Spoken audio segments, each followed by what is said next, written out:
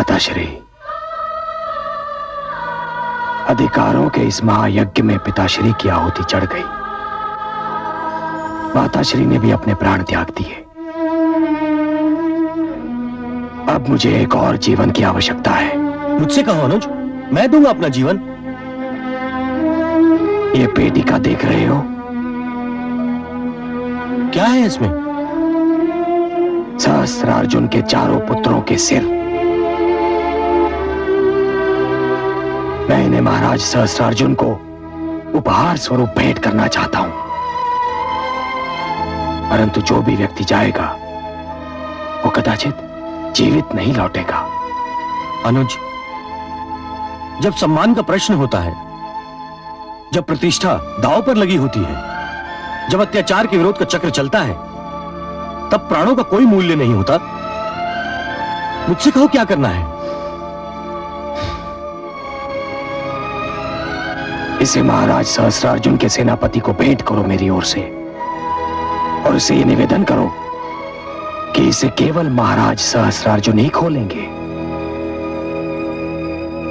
सेनापति एक क्षत्रिय है और मेरा विश्वास है कि वो ऐसा ही करेगा, क्योंकि सहस्त्रार्जुन और उसके सारे सहयोगी ये जानते हैं कि आप युद्ध कला में प्रवीण नहीं हैं। आप तो केवल एक आचार्य हैं। कदाचित आपके प्राणों की रक्षा हो जाए, किंतु भ्राता, आपको अपने मस्तक पर मृतक वस्त्र बांधकर ही जाना होगा। मैं जाऊंगा अनुज, अवश्य जाऊंगा। यदि ये प्राण चले गए तो समझूंगा मातृ पितृ ऋण उतारने की चेष्टा तो की। भ्राता, ये कार्य स्वयं मैं भी कर सकता था, किंतु अनुज, तुम्हारा निर्णय उचित है। तुम्हें संपूर्ण युद्ध का संचालन करना है। सैनिक अनेकों होते हैं, किंतु सेनापति एक होता है। भ्राता, मुझे अब चलना चाहिए। भ्राता, यशस्वी भव, यशस्वी भव।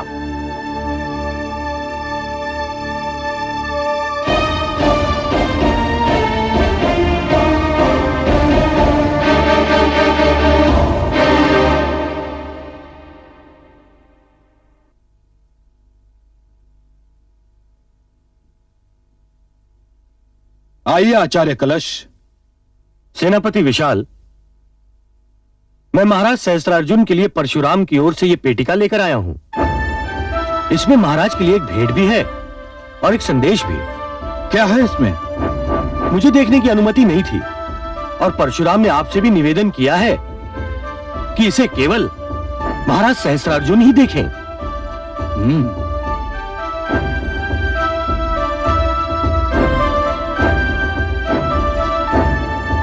पेटिका की बनावट देखकर तो ऐसा लगता है कि परशुराम ने हमारे महाराज के लिए कोई अनमोल भेंट भेजी है, और राज की सैनिक तैयारियां देखकर घबरा गया है परशुराम। एक सशस्त्र बड़ी सेना का सामना करना इतना सरल नहीं होता आचार्य कलश। यह पेटिका आप द्वारा लाई गई है, इसलिए मुझे इसमें कुछ भी संदेह योग्य नहीं लगता। मैं इस पेटिका को महाराज तक पहुंचा दूंगा। आप जा सकते हैं।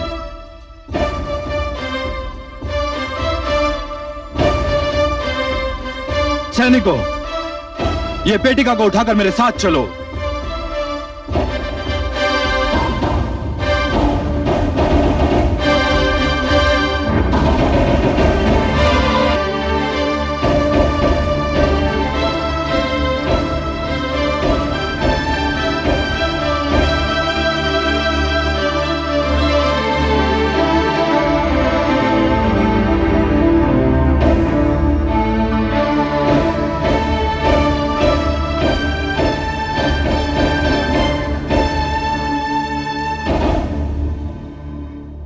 कहो महामंत्री, कोई सूचना मिली कि हमारे चारों पुत्रों को जिन राज्यों में पहुंचना था, क्या वो वहां पहुंच गए?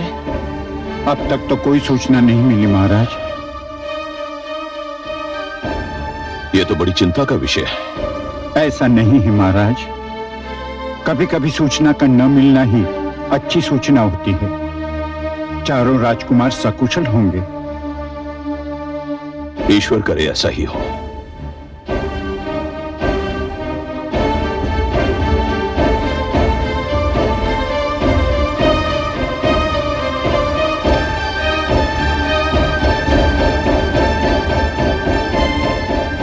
महाराज की जय हो। महाराज, परशुराम ने आपके लिए कुछ भेजा है। परशुराम ने? मेरे लिए? हाँ महाराज, और जो व्यक्ति इसे लेकर आया था उसने कहा था कि यह केवल आपके लिए है और इसे केवल आपके समक्ष ही खोला जाए। ठीक है, मंगवाओ उसे। जो आज्ञा महाराज।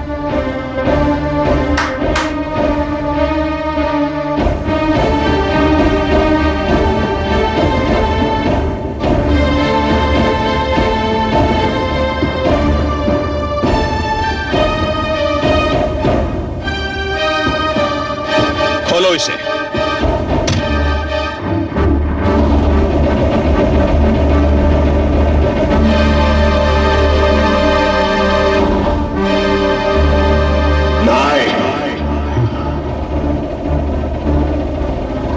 क्या हुआ महाराज? इस पेटिका में क्या है?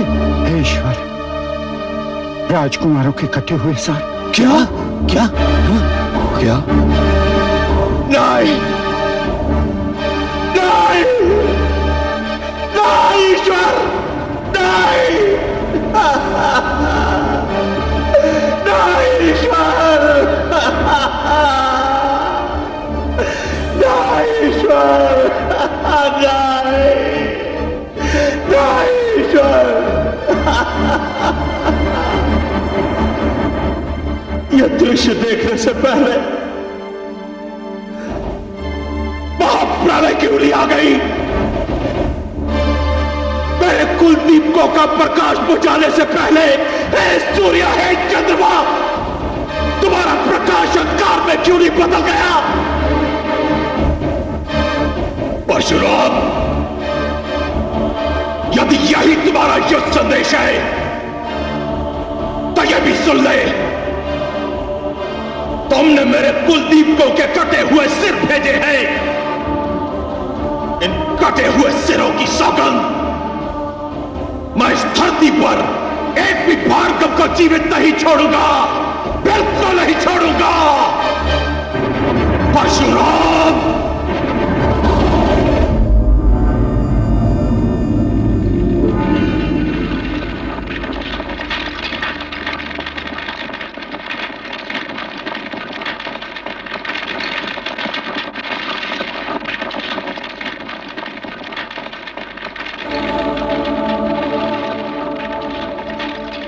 मैं अपने वंश के कुलदीपकों को बुझता हुआ देख चुका हूं।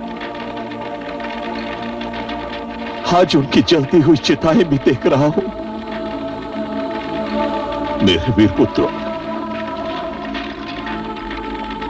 मैं नहीं जानता कि तुम्हें अपने कर्मों का दंड मिला है या तुम्हें मेरे कर्मों का दंड मिला है। मेरा दुर्भाग्य तो यह है कि मैं तो तुम चारों के मृत शरीर भी प्राप्त नहीं कर सका। तुम्हें अग्नि देने के पश्चात आज जीवन में पहली बार मैं पीछे मुड़कर देख रहा हूं पुत्रों। जीवन में पहली बार पीछे मुड़कर देख रहा हूं।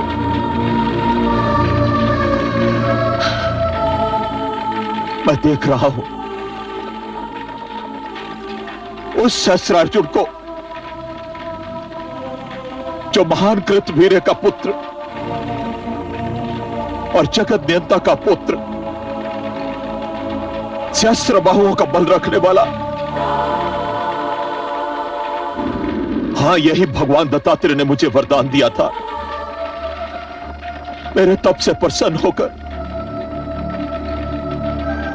आज मैं सोच रहा हूं कि वो तपस्वी कहां चला गया। आज मैं सोच रहा हूं ये सम्राट मेरे अंदर कैसे प्रवेश कर गया? लोगों के जीवन की यात्रा संन्यास पर समाप्त होती है, परंतु मेरे जीवन की यात्रा तो संन्यास से प्रारंभ हुई थी।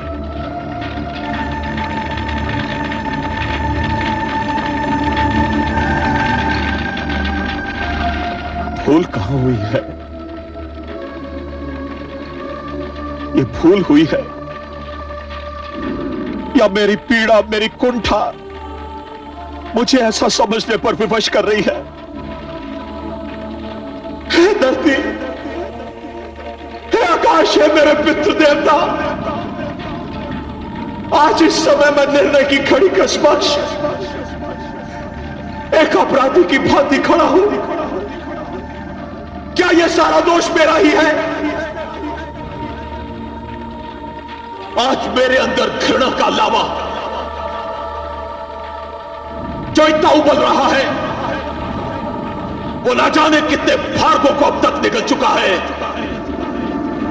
और अब यही घृणा का लावा परशुराम को भी निकलना चाहता है।